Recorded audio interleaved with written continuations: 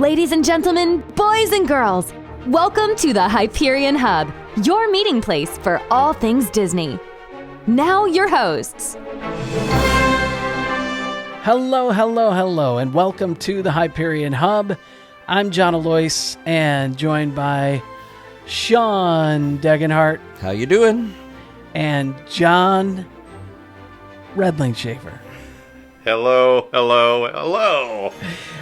Thank you, everybody, for listening. Before we start, I just want to remind you we are on all the major social media platforms, including Facebook, Instagram, and on Twitter. We're at Hub Hyperion.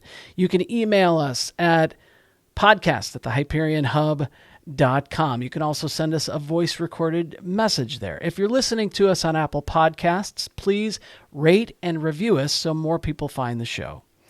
We're going to start our show off with our Disney View, and for that, I'm throwing it over to Sean. Yeah, well, it was recently announced that Disney is developing a universe of Magic Kingdom TV shows for Disney+. They have really been just jumping out of the gate with these wonderful new TV shows for Disney+. And this sounds very interesting and a little bit different from what they've done in the past. It says the first of these shows will be the Society of Explorers and Adventurers, described as being set in a world where all the themed lands and characters of the Disney parks and classic films actually exist in another reality. So it sounds like they could be bringing some characters from some of our favorite attractions. You know, maybe there's a Big Thunder Mountain Wild West episode, or maybe there's an edition where we head into space with, Tomorrowland and Space Mountain.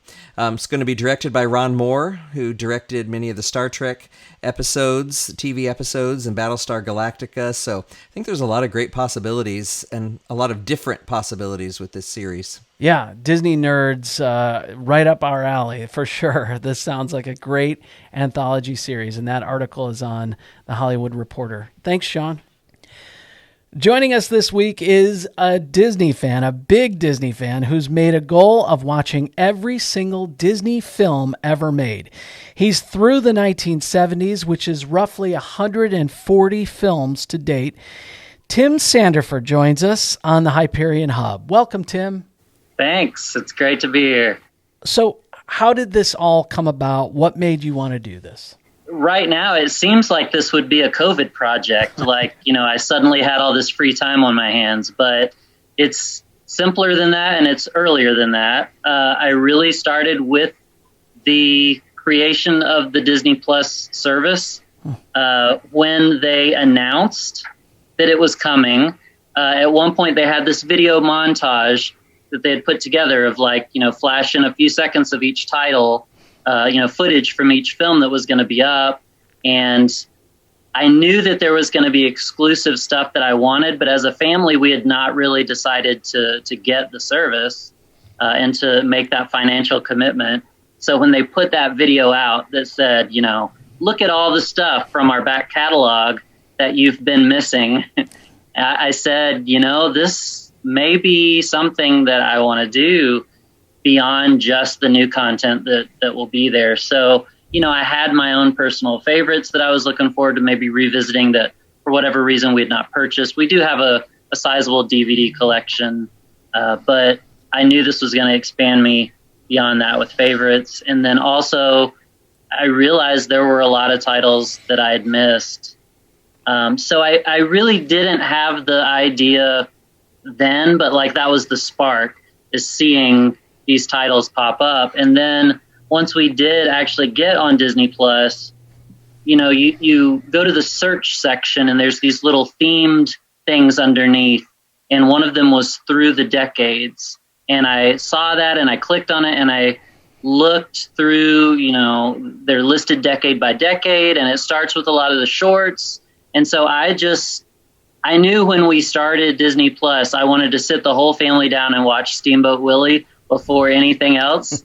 It's sort of, you got to christen the streaming service.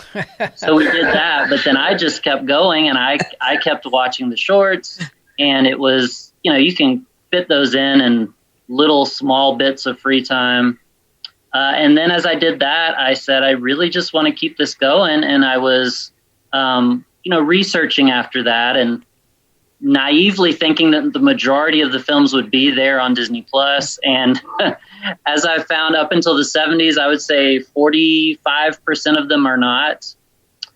So it did eventually, once I got on Wikipedia and looked around and started, planning ahead and saying, well, this is what I need soon. Once I finish these, I was going to the public library primarily because that was the least expensive option. And if they didn't have it there, YouTube, Amazon Prime, stuff like that. And I was cherry picking. I don't have Amazon Prime, so I'm, picking them off $2.99 or $3.99 at a time. Yeah, absolutely. I had to go a couple of towns over at times to find them at a library, or YouTube has a few movies for some reason. So were you always a Disney fan? I would say I was a Disney fan to a certain extent. It was sprinkled in with a lot of other interests when I was a kid. I was born in 1975, so film-wise, I was into some of the random things. I was a fan of World's Greatest Athlete when I was a kid, Snowball Express. I would say the majority of my interests were Star Wars, the Muppets, things that weren't Disney yet. Yeah. But eventually Disney wanted to do what I was doing, so they bought those properties. That's all I can figure.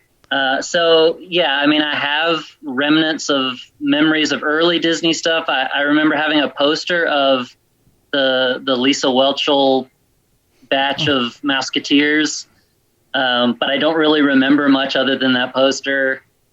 Her version of the Mouseketeers is on Disney Plus, by the way, when they visit Walt Disney World. I did see that, yeah. So I got curious when I saw that was up, and I don't remember anything else except that, Blair from Facts of Life was on my wall. So, yeah. But I wasn't really a Marvel kid, so I can't claim that new property either. But we were watching Disney films on Betamax when I was a kid.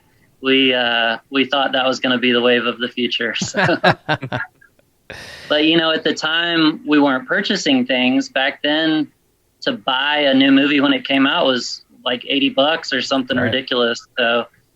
We would rent them, I guess, and we may even have my dad was a pastor, and we may have just borrowed the church machine to watch them at home for all I know.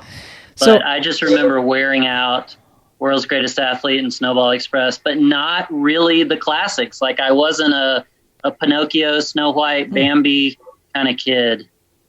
Those titles, some of those were really new to me through this experience.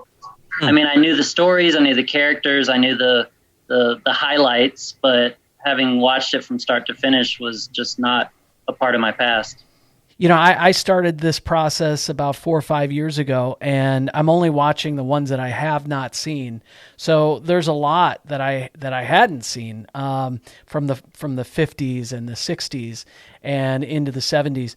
Let's kind of break down the decades. So were you surprised, or were there any shockers for you starting way back? You said you didn't grow up with the animated films, and you sat down and finally watched them. 30s and 40s are mostly animated. So was there anything that stuck out there? Yeah, actually the 40s, when I have gone through these looking at them as decades, is the most fascinating for me. Just the story of the company in general, especially, just getting off the ground with the full length features and, the back and forth with, Disney kind of wanting to go into some live action stuff and RKO maybe trying to reel them back in. The idea that when people hear Disney, they think cartoon, and the stuff that happened when World War II came along. And the companies questioning whether, they could have guys being drafted into the war and guys working on stuff for the government and the, training films and propaganda films and all that. So when they started putting out these package films of the little shorts to just keep the company alive, unfinished ideas from before everybody got busy with their World War II things. Yeah, Make Mine Music and Fun and Fancy Free and those. Free. Yep, yeah, all of those. Yeah, so as I watched through these things, I was investigating along the way to find out these sorts of things. And I see stuff pop up in the list like Victory Through Air Power, which was the weirdest thing to be considered a theatrical Disney release. It is basically an informational film designed to persuade the government to change its combat strategies in the war. So, okay. It's amazing. Yeah, those 40s, there was so much going on at the Disney studio. You had potential strikes, and you had World War II, and you had so many financial problems for the studio. Yeah, you had De Fuhrer's Face, and there were some really, really out there films during that time period. They were doing what they do well, and also, criticizing the Nazi way of life. Mm-hmm. And it's amazing to get a hold of that, and even just to know it exists. But as far as the films are concerned, my favorites are not necessarily shared by many, and you'll find this a lot along the way. Many of the things that jumped out at me as a 45-year-old may not be what jumps out at everybody else. But of those anthology, the package films, Make Mine Music, I think it was kind of the Fantasia of pop music. And I'm not really a Fantasia guy. I know that is a cool artistic presentation, but it doesn't do much for me as a film. The things that I'm drawn to in Make Mine Music really, just excited me. And the segments that they put together for that are just really creative. The hybrids, the two animation and live action experiments at that point, Song of the South, So Dear to My Heart, which I didn't know existed until then. I'd heard the Burl Ives, Lavender Blue, Dilly Dilly, but I didn't know. And that movie is really cool, and it sort of is the prototype for what's to come as far as Walt Disney's nostalgia factor, this fascination with early America and frontier Midwest, life. yep. Yeah, and I, learned after the fact that a lot of that was patterned after his own memories. And so, yeah, I liked that. Song of the South, of course, is a mixed bag. I grew up in the South, so I saw that in one of its theatrical re-releases, which would have been 1980, 1986, one of those. I don't remember. But so I've kind of had a love-hate relationship with that movie through the years. It was funny. I started putting my little mini reviews on a Disney Plus Facebook page beyond just putting it on my own. And I found out real quick you can't talk about Song of the South at all. Like, you just can't mention it. Because of the backlash? Or the controversy. And I guess they, as moderators, don't like to deal with it. So sure. They just say hush hush on that one. So I was a little snarky, like I pulled it, but then I said something like, film number, whatever, nothing to see here, move along.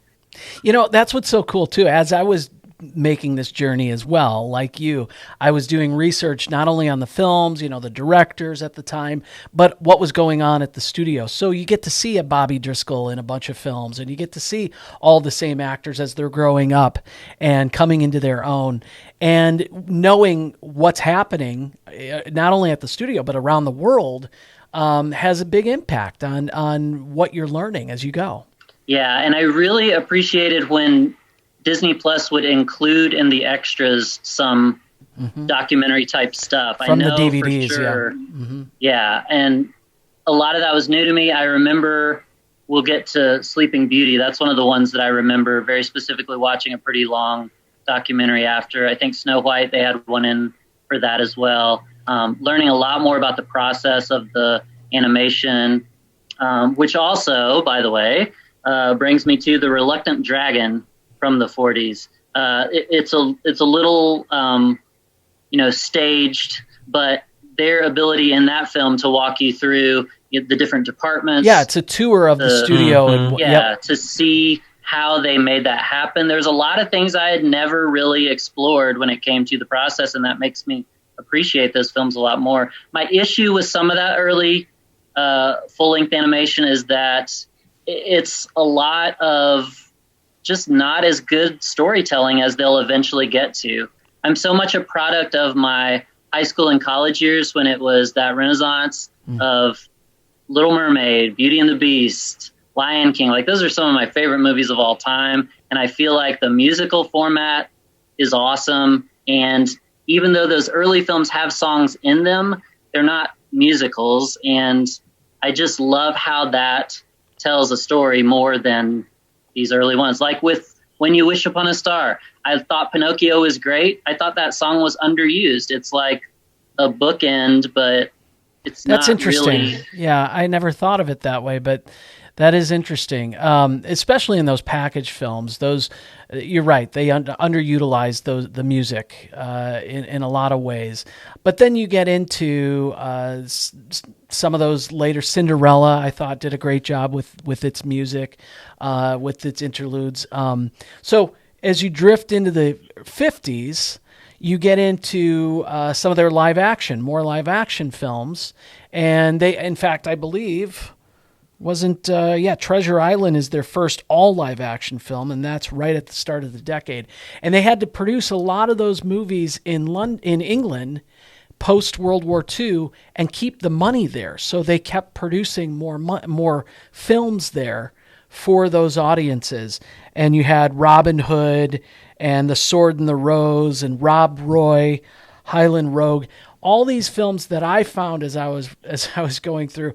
I wasn't as big of a fan of some of those because they seemed very similar, but Walt knew what he was doing. He was building up his audience over there. He had to use the money there, and he knew that he could eventually pull that money back and start producing other things back home as well. Yeah, and I think when those British productions came my way, I don't have a lot of things outside of the Mouse House to compare those to, so I don't have this knowledge of the swashbuckling classics and all of that. So I was sort of coming at that genre really through these, and I was entertained by Treasure Island, Robin Hood, especially Sword in the Rose. It kind of started going down from that. I'm not big on Rob Roy. Once we get to Kidnapped, I hated that one. But yeah, and what's interesting to me in the 50s is they double their output. There was 14 films, if I'm correct, in the 40s, or 28 in the 50s. And then they're going to do that again in the 60s, going up to about twice as many as they did in the 50s. So they're really, pushing those films out at an amazing rate. I find the 50s to be equally fascinating. The true life adventure stuff started then. I was not that interested in nature documentaries, but as soon as I started my first one, I'm like, okay, this is going to be pretty fun. And they have their cheesy little moments, where they coordinate the bobbing of the animals to some cute song. Yeah, but don't do too much research on those. Yeah. Some of those are shot in studios. Yeah. I'm not always comfortable even in the scripted stuff with how the animals are being used. So, right. But yeah, the animation of the 50s, I think, gets better. My daughter was really into Cinderella, so that's literally the only movie I skipped in this because I watched it daily for years when she was younger. So I have that one about memorized. But Alice in Wonderland, I had not watched that as a kid. I think that is an amazing film. I've read some of the criticism and some of the, there was a lot of different people doing different things, and some people feel like it's a little much and a little segmented, but I dug it. I thought it was really cool. The segments lend itself to almost an attraction. I feel like you're going from room to room, They are very short stories all stitched together, but I always enjoyed it as a kid. It did not do well, and Walt wasn't a big fan, but I think it's underappreciated in the 50s and more appreciated as time goes on. Well, and with me, I can't really compare it to the book, so I don't have that critique. So I never read it. All I knew as a kid is I was creeped out by that Tom Petty video where, that turned me off from. Yeah. You've got 20,000 Leagues. You've got Davy Crockett. Any surprises that highlight the decade for you? Yeah, so the 50s included two of my favorites from this entire project, films I'd never heard of. One was The Great Locomotive Chase, 1956, and the other was Third Man on the Mountain from 59. So Great Locomotive Chase was premiered in Marceline at the theater, the Uptown Theater, where I stayed with my wife. It's a bed and breakfast now.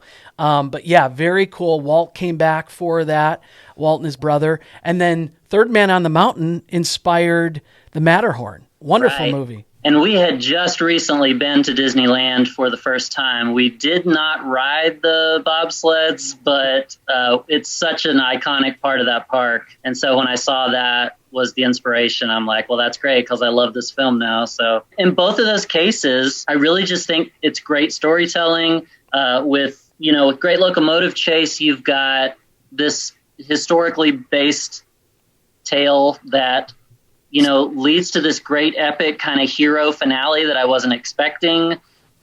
Same with Third Man on the Mountain. There's this kind of self-sacrificial, kind of finale. I want people to go watch the movie, so I'm not going to give too much away. Yeah, but The Great Locomotive Chase is a Civil War story I'd never heard of, didn't know about. And yeah, Third Man on the Mountain is awesome. Great climax. You're right.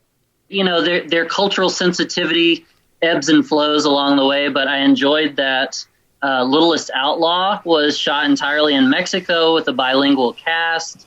It was filmed in English and Spanish, so they could release it immediately into I didn't both know that. markets. That's cool. I just found that out, in my research, but it was a good film. It wasn't, on the top of my list, but I just enjoyed seeing that.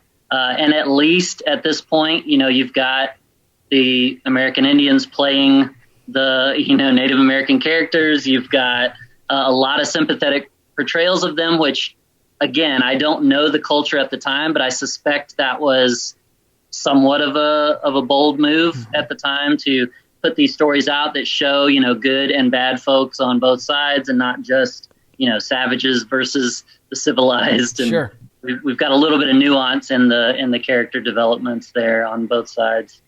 Towards the end, you've got Shaggy Dog, which is going to hint at a lot of what's to come. Have any of you shown your children Old Yeller? Have anybody on this call? Not yet. John, I don't think I could get through Old Yeller yet again. So how could I subject my children to it? Oh my gosh, I want to show my kids so bad. Oh, It's I don't such have a the wonderful strength. movie. The end, yes, it's sad, but it's such a great film. That is one where I liked my mini review the best because I did it in only 2 sentences. I was a bit worried that this classic wouldn't live up to the hype, but it was a great experience and the best example so far of how Disney's infatuation with the daily grind of frontier living could be partnered with a heartwarming coming-of-age story. That sums it up perfectly. 2 sentences. One of my other favorite reviews was, here's a drinking game for this film. Take a sip every time a white man says, "you people," in a condescending tone to a group of Native Americans. Is that Tonka or what film is it? Good, close, but it was, I think it was The Bears and I. Okay. As we go into the 60s, we lose Walt in the middle of the decade. And to me, this is a very strong decade for films. I mean, obviously, you've got Mary Poppins near the top of the list, if not at the top of the list. You've got Swiss Family Robinson, but there are some hidden gems in here as well. What did you find? I'll reiterate, this is the decade of my favorites. The films I'm most familiar with are the classics for a reason. Mary Poppins is just so far above the pack for me. But really, this decade's about the 3 Ps. Poppins, Pollyanna, and Parent Trap. Those are on my short list of all-time Disney favorites. Pollyanna really holds up. I watched it a couple of years ago, and I was just stunned by how well it's done and the acting and everything about it. Yes, so many things came together for that. The cast, the characters that were written so well, representing that good and looking for the good and the impact that she has on the town, and it's giving me chills just thinking about it. Mm-hmm. My Haley Mills fandom shows, and that Parent Trap is also on that short list. So Good, yeah. Can you convince my teenage daughter that version is just so much better than what I had to watch the other night? I mean, nothing against Lindsay Lohan, but I'm just saying. Oh, my two daughters, 15 and almost 13, and they're both going on 35. And Haley Mills, she's 70. Why would I want to watch that one? Our girls don't even know the Lohan version exists. Good for you. Well, they found it on the Disney Channel, so I got suckered into that one. One of my favorite moments of the 60s is when her and Dean Jones crosses in That Darn Cat. I don't really care that much about the movie, but just to see those two Disney icons in the same film, I was just like, I can check that off my bucket list now. What stuck out to me, Miracle of the White Stallions. I had never heard of this movie. I sat in on a virtual talk from the Walt Disney Family Museum. This film completely blew me away. I did not know anything about it, and I walked away from it learning about another true story from World War II. It was a great film. Yes, and that one gave me a conversation piece for my father-in-law because he is a horse person, and so I brought that movie up, and he knew about that style, and he had plenty of stuff to provide in our conversation about that. But yeah, to have a World War II movie based around protecting this group of horses. It sounds like it would be odd, but that was one. I think that was one of several that I saw as kind of changing up the formula of storytelling. I had several in there that were just the plots or the concepts were outside of the box. Almost Angels with being a boys choir, White Stallions, Moon Spinners being kind of a Hitchcock. I was going to ask about that one, yeah. Yeah, and then, Haley Mills kind of got to be a little more grown up in that, too. One that I didn't see coming was the one and only Genuine Original Family Band. We're in these hot political, polarized times, and I'm trying to find some, just mindless entertainment, and I put in this movie I'm going to think is a musical about whatever, and it ends up being about these polarizing political times just in the past. So I'm like, this is stressing me out. History repeats. How about like The Happiest Millionaire? I mean, this was a film that they put a lot into, and it was supposed to be the next Mary Poppins. And, it obviously didn't reach that height, but the music is wonderful for it. And you've got some legends in there as well. Yeah, that's really on my short list of the ones that got me excited in the 60s. I feel like that's the only movie I watched that at the end I immediately wanted to watch again. Yes.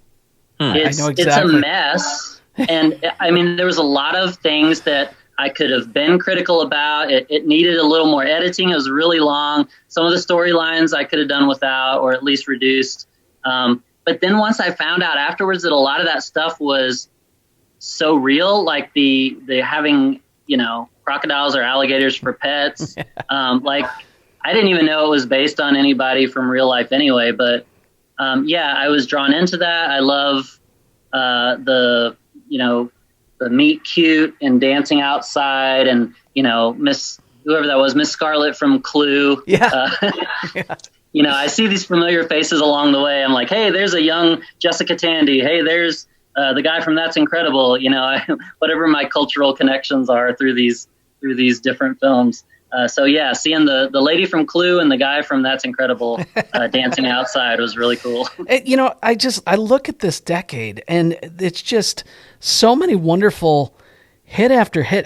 Follow Me Boys. I remember getting choked up when I watched that one. The end of that film is great. The Ugly Dachshund is a funny movie. Lieutenant Robin Caruso, USN. I believe that has Dick Van Dyke in it, right? Am I thinking? It does. Yeah. So wonderful films. And then when Walt passes away, I think a lot of the movies that he was still working on stretch past the decade, and you get The Wonderful Love Bug and some others in there too. And then you finally start to get into the Kurt Russell era of Disney, leaving the 60s and going into the 70s.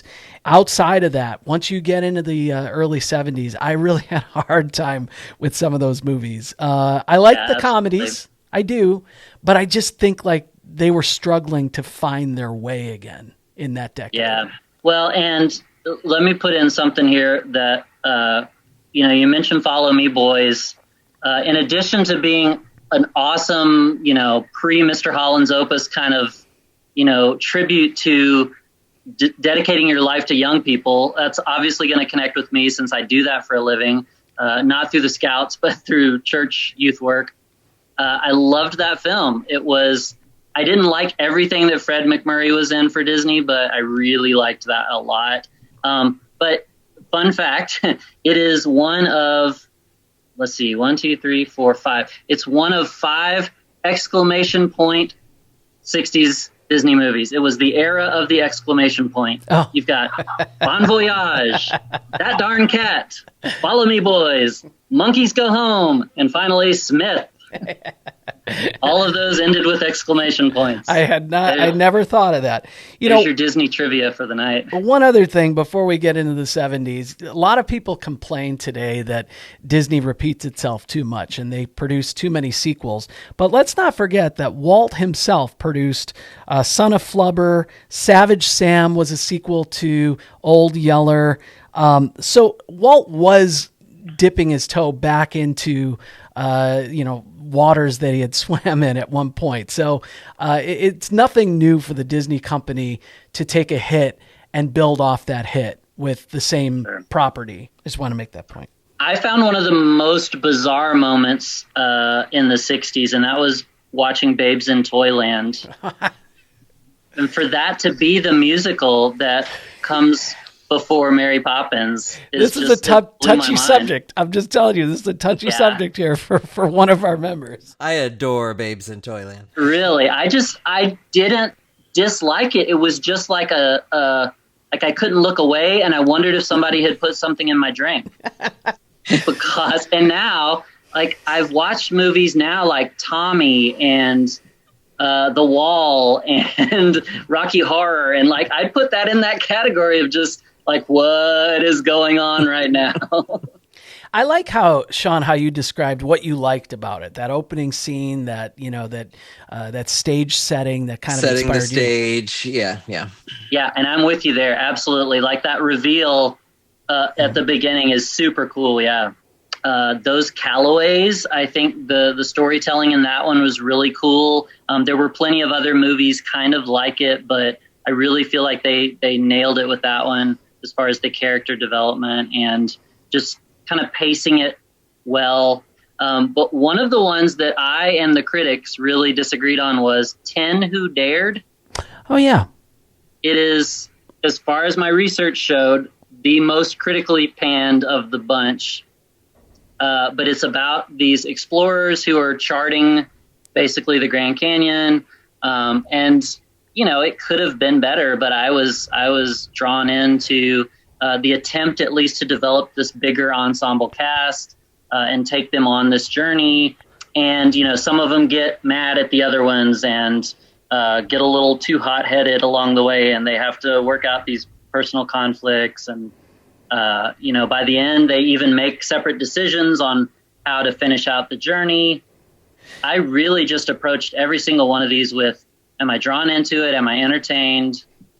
Right. I don't look at cinematography and editing and lighting and all those sorts of things unless they do it horribly, and then I notice. But if it's not distracting me from a good story and good characters, then you did a great job. And that's something I wanted to ask. You're talking about, I think, some of your analysis now.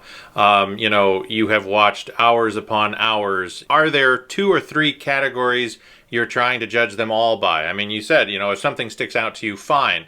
But what, I haven't, full disclosure, I haven't seen some of you, a lot of your reviews. And if you want to share where we can see those, please do as part of our discussion here. But what categories are you breaking these down into? Because, if I want to know what Tim thinks about this category, that may line up with something that would interest me. Sure, yeah. And honestly, with the brevity of my reviews, a lot of times I'm giving you very little as far as what you'll find, and much more about, my emotional response or snarky response, as the case may be. Some of them I'm just like, yeah, I should have used these 2 hours a little differently.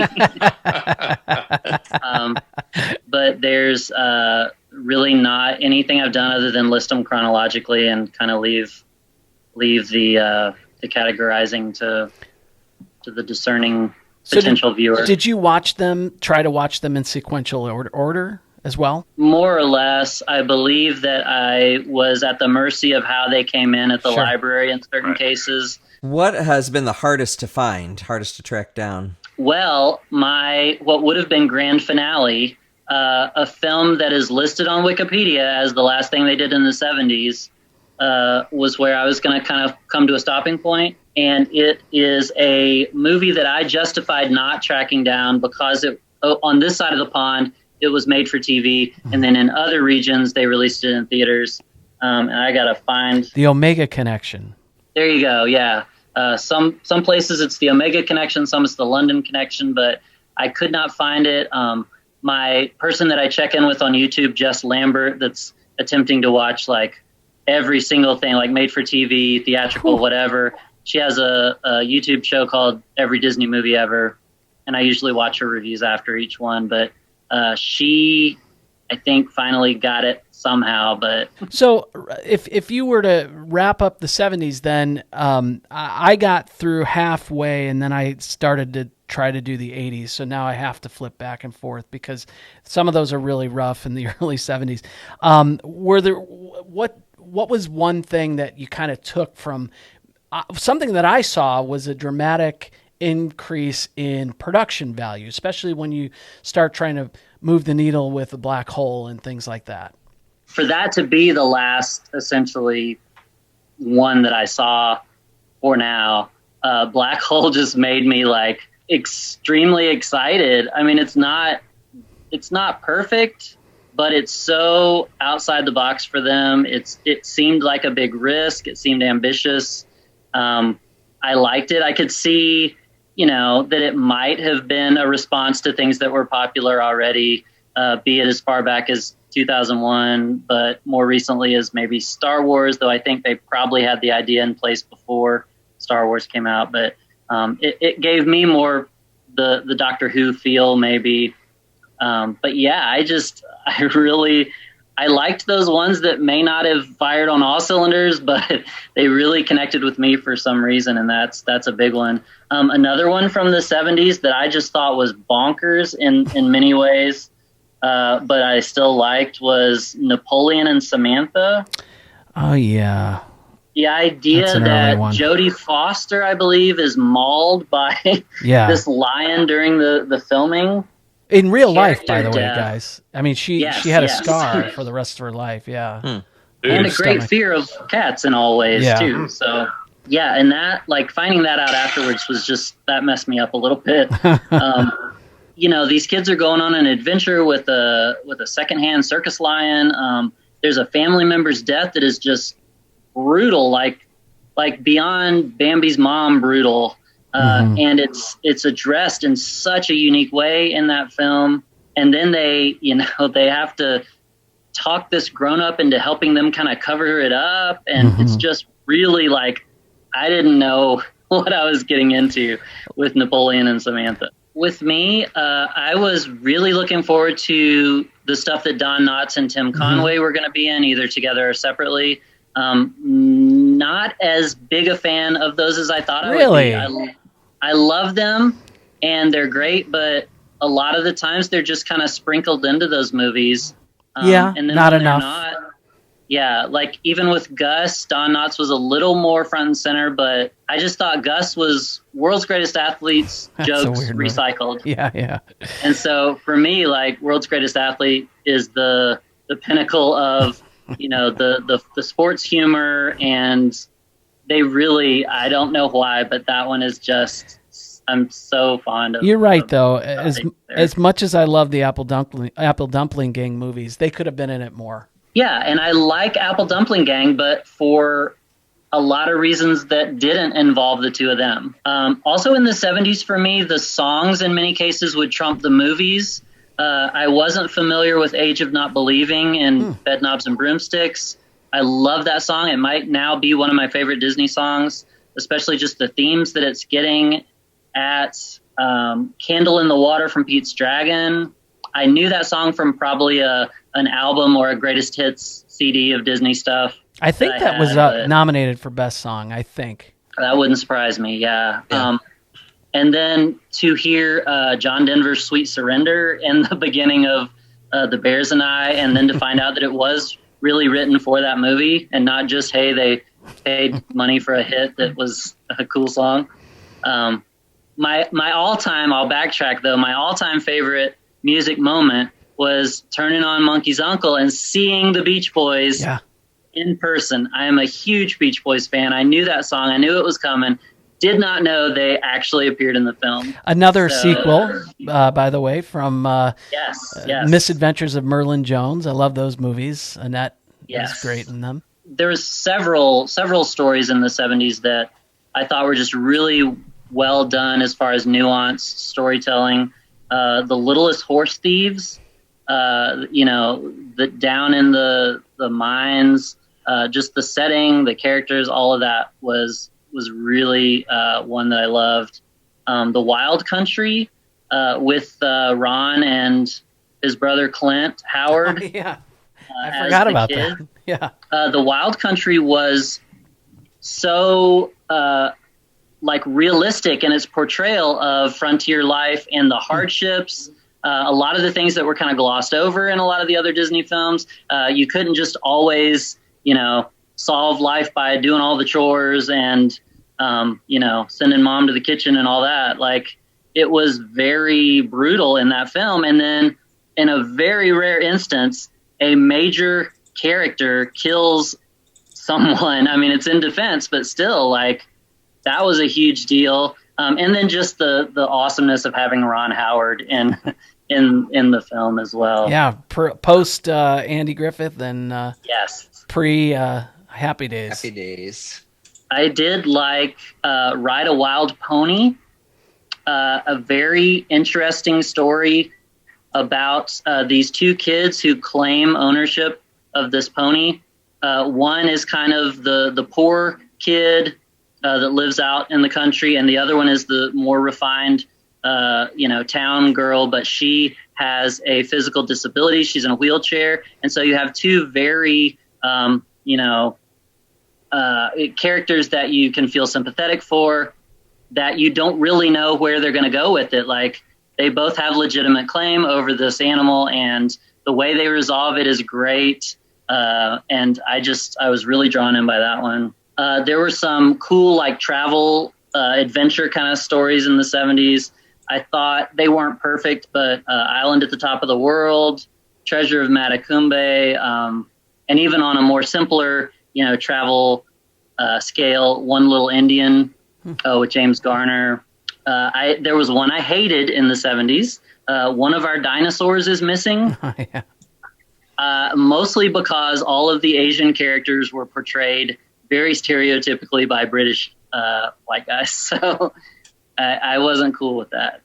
It was very, very distracting. I was disappointed in the Witch Mountain movies. I want that middle movie that is actually at Witch Mountain. I don't want to go see what's going on before you get there or after you've been there. I want to be on Witch Mountain, please.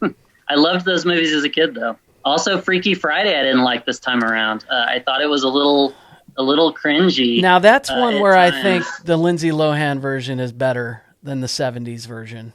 I agree. Yeah. North Avenue Irregulars totally snuck up on me. Once I posted about that, several of my friends said, "Oh yeah, I've been watching that movie forever." It was off my radar until this project. It's even about church stuff, so I'm surprised that, I didn't already know the movie, but a great, nuanced cast of females that help, solve this crime. Mm-hmm. It's really cool. Everything works in that movie for me. I thought it was really original. The 70s was a decade of fun females. You got Sandy Duncan, Angela Lansbury, Cloris Leachman. Jodie Foster. Jodie Foster. All the ladies that were popping up in those I was a big fan of them. So as you get ready to watch the 1980s, I'm sure you remember some of these movies as a kid, and I can tell you that a lot of their live actions are kind of forgettable. They were more known for their their animated films in the 80s. And then, of course, Little Mermaid closes out that decade. Now, as you get into the 80s, are you going to stick with the Walt Disney Studio only releases, or are you going to be touching on any of the, the subsidiary labels like Touchstone and things like that? That is a great question. It is not one I've answered yet. I know that those are good films, and I know a lot of those Touchstone films, especially. There are so many, though. Yeah, in the that's 80s my and problem. 90s. So many. But the ones that are true to just the Disney output are far less. So I think that seems doable right now, for me at least. So. Yeah, and again, getting into that decade, they were struggling. Ron Miller was trying whatever he could, and so that's why they created Touchstone, and Splash was their first film, and what a hit to start everything with. It's interesting. I love looking at the history as you continue to watch these. It's great. We're going to have you back. Absolutely. I have not found too many people to talk about all this with, so this has really been fun. I think there are a lot of Disney students out there, and they want to learn more about the history of the company, and no better way to do it than watching all the films, for sure. Tim, thank you so much for joining us. This was awesome. I could talk Disney movies for days. Yeah, thank you very much. I certainly enjoyed this, and I hope that maybe people were taking notes as they listen to these titles and are going to go out and find them. There's certainly a lot of stuff to find that's really going to be worth your time. Hidden treasures. If you'd like to follow Tim as he continues his Disney movie journey, you can read his blog, the EUCC Youth Guy blog, at euccyouthguy.wordpress.com. Thanks for listening this week. Remember to subscribe so you don't miss a show, and leave us a rating and review if you're listening to us on Apple Podcasts. Have a great week, everyone. We're glad you could join us. We'd love to hear from you. You can email or send us a recorded audio message at podcast@thehyperionhub.com. Find us on social media on Facebook, Instagram, and Twitter. The Hyperion Hub is not affiliated with the Walt Disney Company or its subsidiaries. We'll meet you next time at the Hyperion Hub.